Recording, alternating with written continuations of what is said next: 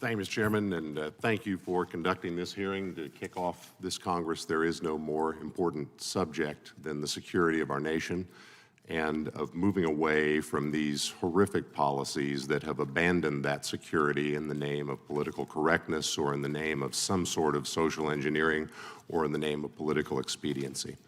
I've been listening to this discussion today, and it strikes me that perhaps Washington does what so many Americans thinks Washington can do, which is talk ceaselessly about things that have little connection to their actual lives. Over the past 12 years, I led a state law enforcement agency in my home state of Kansas.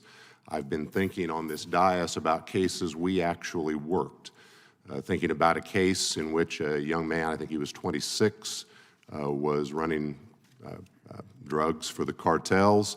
He was driving north on a U.S. highway. He was stopped by an Oklahoma law enforcement officer. He panicked. He shot the officer in the head. By the grace of God, the officer is still alive to this day.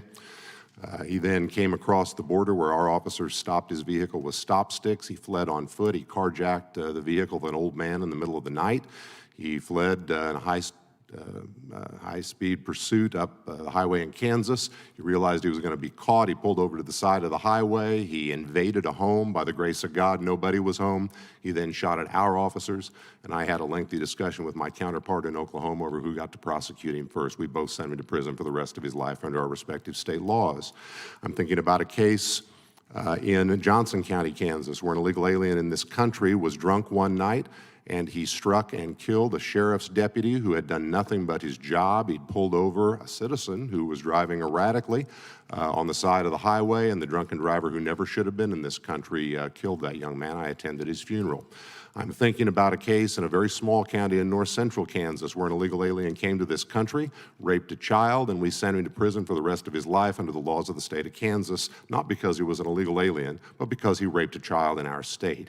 I'm thinking about a case in northwest Kansas where an illegal alien came in a very small county and murdered his domestic partner. We sent him to prison for the rest of his life. I'm thinking about a case in southwest Kansas where the same thing happened. An illegal alien joined up with some lawfully present citizens, stole a car, and then decided to kill the witness, and we wound up sending that individual to prison for the rest of his life. And that's just the cases I can think of sitting here that we handled at a state level in a state where the vast majority of criminal activity is handled by local authorities, not by the state of Kansas.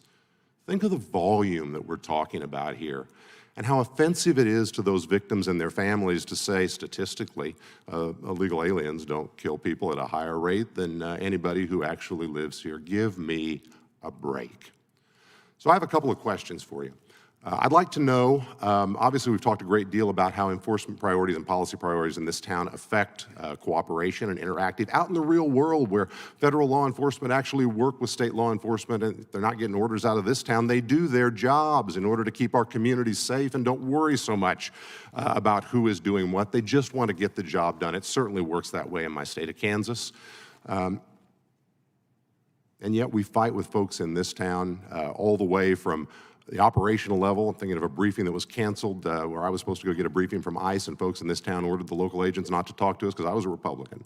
And we weren't supposed to get access to that information from line enforcement officers. All the way to the U.S. Supreme Court. I'm thinking of a case we argued and actually won back in 2020 that allowed states to prosecute illegal aliens who commit crimes under the jurisdiction of our state. Were not preempted. So here's my questions for you, and I'll go to Mr. Fabricatore because he has operational law enforcement experience. As we figure out what we can actually agree on here that can make a difference, should we or should we not explore the idea of expanding cooperation between local and state law enforcement on the one hand and federal law enforcement on the other? Yeah, Congressman Schmidt, absolutely. Look, working with federal law enforcement, local law enforcement, county level, all levels of law enforcement makes the United States safer. When we're able to join together and cooperate, we only make the communities safer. And what about state and local prosecutors on the one hand, or federal prosecutors on the other hand? There are thousands of state and local prosecutors who encounter the vast majority of criminal aliens very few federal authorities. Should we work on expanding cooperation between federal and state prosecuting authorities? Yes, absolutely. Any work that we can do together is going to make sure that we can make sure that we're going after criminals. And so too with respect to state courts, where the vast majority of these crimes are prosecuted. Should we work on expanding the ability of state courts to assist us in enforcing our immigration laws? Yes. Great. Thank you very much, Mr. Chairman. Thank you. Mr. Gill.